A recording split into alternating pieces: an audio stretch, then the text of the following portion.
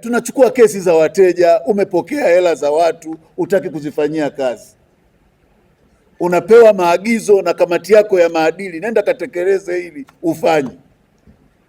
Kuanzia mwezi ujao, kwa sababu tulitoa kale ka allowance ka Aprili, kuanzia mwezi ujao tutatekeleza sheria ili tuhakikishe wananchi wako salama. Lakini jambo la pili ambalo tunalizungumza ni namna ya kutriti mawakili vile vile. Mawakili wanapokuwa wakitekeleza wajibu wao, akifanya jambo ambalo ni kinyume, tuna kanuni zetu zinazotuongoza. Akifanya mahakamani kuna utaratibu.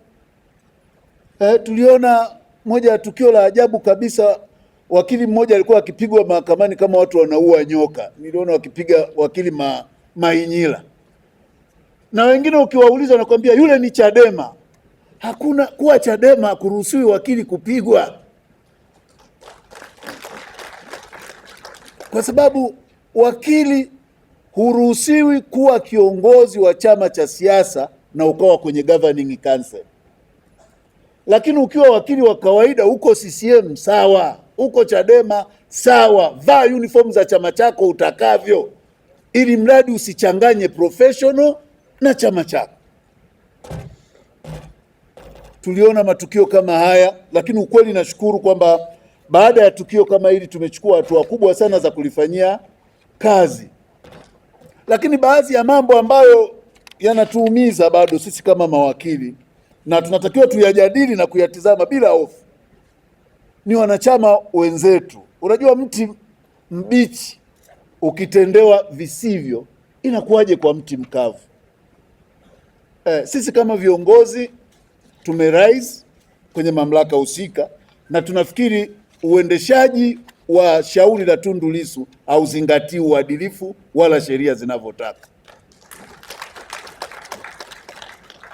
Na tukitoka hapa tuzungumze, hatutakiwi kuogopa, kwa sababu kama ni rungu silitaanza na sisi viongozi wenu. Tusiruhusu rais kiongozi mwenzetu aonewe.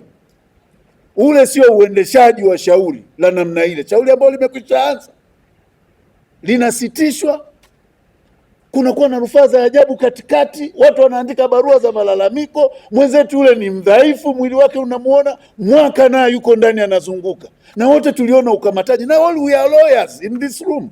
We are lawyers. Na mimi nilisema kwamba tunaelewa sub judice rule, lakini usikamate watu kwa kuonewa afu unaniambia sub judice rule. Tundu Lissu sio muhaini. We all know that.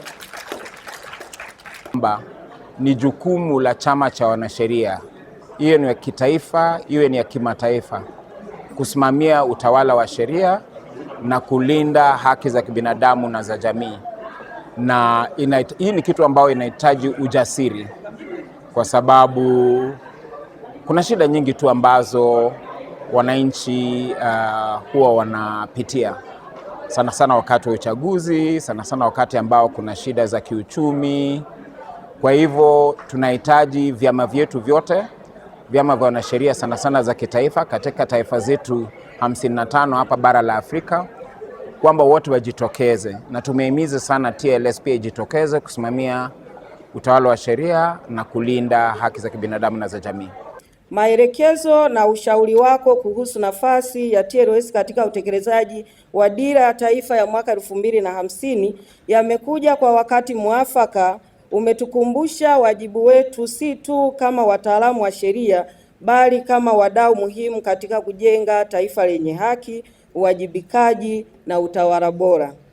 Kwa namna ya pekee, tunathamini sana pongezi zako kwa TLS juu ya mpango mkakati wa mwaka 2026-2030 pamoja na ushauri wako juu ya umuhimu wa utekelezaji wake kwa vitendo na kuimarisha uwezo wa wanachama wetu. Haya yote tunayapokea kwa uzito mkubwa na tunayahifadhi kama dira ya utekelezaji wetu.